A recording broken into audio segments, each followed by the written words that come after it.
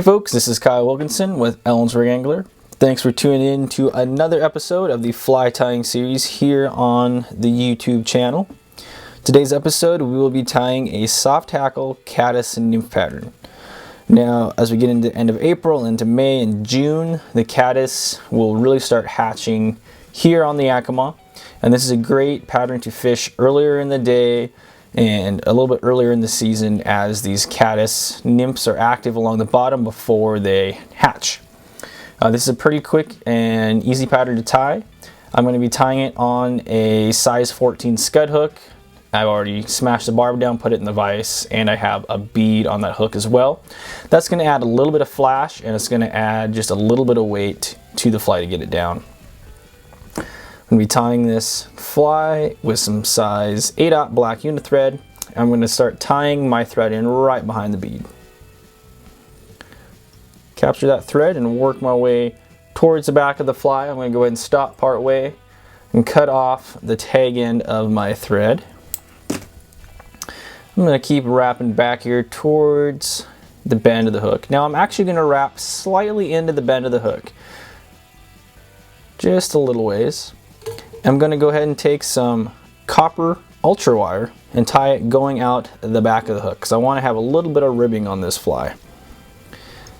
Now, as you saw in our previous video with the pheasant tail, I want to make sure that my copper wire is not tied in just by the tip. This is going to make it super bulky back here in the back, and it's also going to make this wire a little easier to pull out as you're wrapping it forward.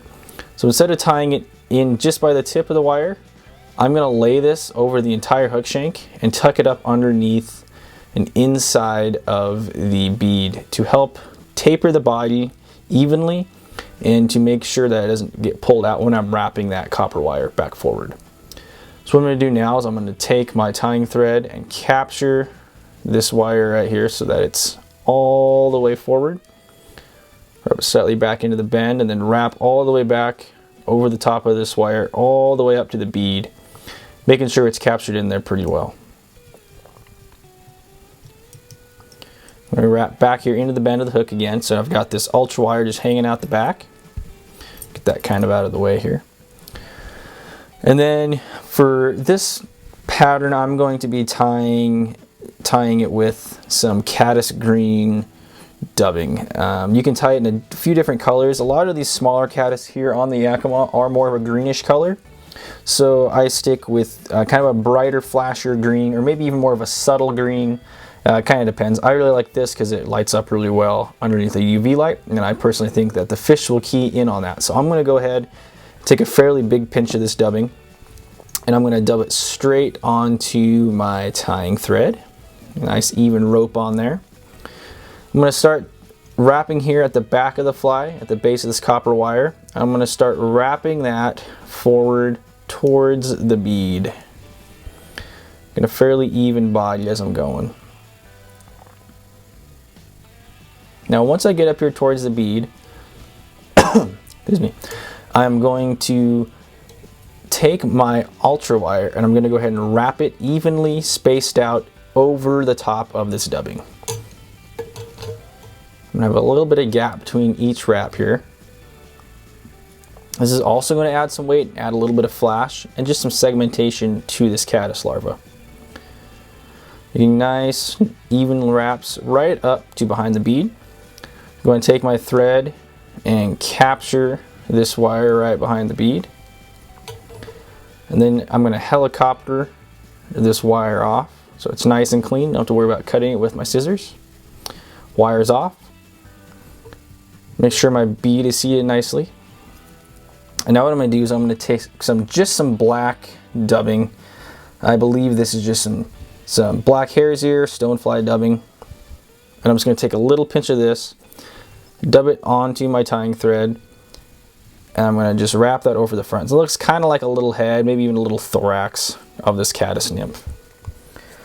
Now I'm going to tie on a soft hackle collar on this fly. Give it a little bit of legs, a little bit of motion under the surface, and I'm just going to be using a small grouse feather from a grouse that I harvested a couple of years ago. And I'm going to be wrapping this over the hook. So I have a little bit of a thicker stem down here with some softer feathers. I'm going to go ahead and all I want are the feathers from right here where they start to become a little more firm, and they've kind of got this black and brown color. So I'm going to go ahead and trim my hackle right here where my finger is, cutting off those soft feathers in the base of the stem. So I've got something kind of like this. Now I'm going to strip these longer feathers off the base of my hackle tip.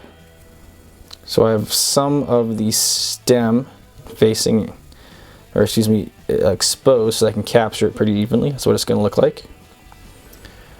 And now I want this concave side of the hackle to be facing towards the back of the hook. So what I'm going to do is I'm going to lay it over the top of the fly with my exposed stem facing front. I'm going to capture that right behind the bead and do a few wraps with my tying thread to capture that in. And then I'm going to do a couple whip finishes. I'm going to take my tying thread, put it in my bobbin cradle. Now you can see I've got my hackle tip facing towards the back, over the back, with the concave side down. What I'm going to do now is I'm going to take some hackle pliers and I'm going to capture my tip with the fibers. Make sure now when you're grabbing your hackle tip, you're grabbing it as close to the middle as you can so that it's a little bit stronger. If you can grab part of the stem and you're not wrapping this unevenly. Since I have a rotating vise, I'm going to just hold the tip of my hackle with my pliers, and I'm just going to rotate the vise, wrapping this hackle feather around the hook. Now you can see I've got some of the fibers facing different directions. That's okay. Once I get to right here, I've pretty much used up my entire hackle. I'm going to go ahead and take my bobbin off of the cradle. I'm going to just capture the tip that I have in my hackle pliers. Go ahead and release my hackle pliers. And now I've got all of these fibers pointing different directions. They're mostly angled back. So what I'm going to do now is I'm just going to grab all of those fibers with my index finger and thumb, pull them backwards, and then do some wraps of tying thread over the base of those fibers. So now they're starting to all face out the back. Kind of like that. So that's what it's going to look like. Now, again, I have a little bit of an unsightly amount of tying thread right behind the bead.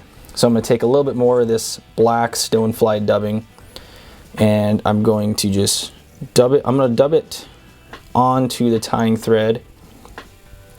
Maybe a little less than that.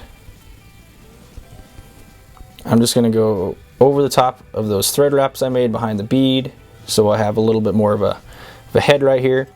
Take my whip finish tool and just do a couple sets of whip finishes. Cut my tying thread, and I'm done. And that is the Soft Hackle Caddis nymph. Now this is a good one to fish behind a larger nymph like a Pat Stone with some weight under an indicator. You can fish that early in the mornings when the caddis are still in their nymphal larval stage subsurface. You could also fish this as a dry dropper. A lot of times where these caddis are hiding and fish are looking for them is up really shallow along the banks or in rock gardens. So you can, even with a brass bead like this with just a little bit of weight, you can fish under a dropper and it's going to sit just a few inches under the surface, and those fish are going to be looking for these caddis nymphs as they're becoming dislodged and are on the move getting ready to hatch. You can also fish this just in the surface film, and it could imitate a caddis that is making its way to hatch and is just kind of stuck in the surface film. It's a really great color, a really great pattern, and it's very productive here on the Yakima. Soft Hackle Caddis. You can tie it in different colors. You can tie it a little bit larger and in an orange, and it'd be a great October caddis pattern to fish later in the summer and into the fall. But this is about the right size to imitate these smaller caddis hatching during the summer and late spring. This is size 14. Tie a little bit smaller, a little bit bigger, and you can change the shade of green to kind of match what you want to achieve with your fly pattern. Thank you for watching today's episode of the fly tying series. We hope you are all staying safe and healthy during this time. Please make sure to subscribe to our YouTube channel and hit that notification bell so you're notified every time one of our fly tying episodes appears. Also, make sure to like us on Facebook and follow us on Instagram and Twitter. Have a good rest of your day, and we'll see you on the next one.